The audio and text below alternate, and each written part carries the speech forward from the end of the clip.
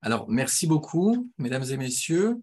Je te remercie, Eric, ainsi que toute l'équipe de Conscience Soufie pour cette invitation dans le cadre dont tu as parlé de ce cycle d'hommage à Louis Massignon. Donc, je vais aujourd'hui vous présenter ce soir surtout les grandes lignes de mon dernier ouvrage, qui est une biographie du coup de ce personnage étonnant et détonnant à bien des égards, connu comme savant et professeur au Collège de France, mais aussi, et ce sera aussi le cœur de mon propos, comme mystique chrétien amoureux de l'islam.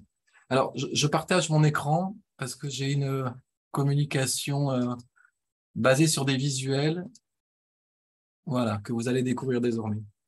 Donc, je tiens d'ailleurs à continuer en disant quelques mots de ce cycle passionnant que vous avez peut-être suivi depuis plusieurs semaines, en plusieurs volets que vous voyez ici rassemblés.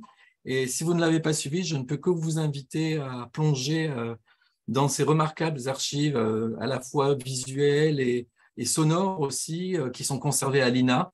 Donc, vous avez fait un beau travail de compilation, j'allais dire, et on y entend d'ailleurs, pour ceux qui ne la connaissent pas, la voix, mais aussi le timbre de la voix de Louis Massignon, qui est très particulière.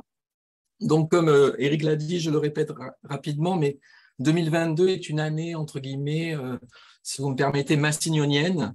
D'abord, comme Éric l'a dit, ce sont les 60 ans de sa mort, puisqu'il est mort donc, le 31 octobre 62. Ce sera dans quelques jours, les 60 ans.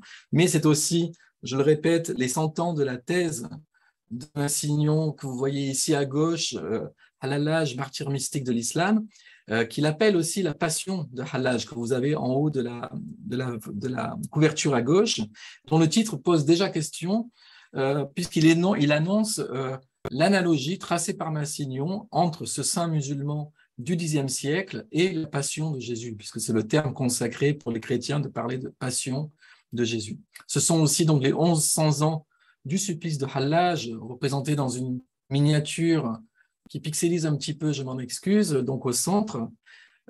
Et ensuite, il y a aussi une résonance plus indirecte avec la canonisation de Charles de Foucault en mai dernier, qui a été son mentor spirituel, puisqu'il lui avait proposé d'ailleurs dès 1909 de le rejoindre au désert.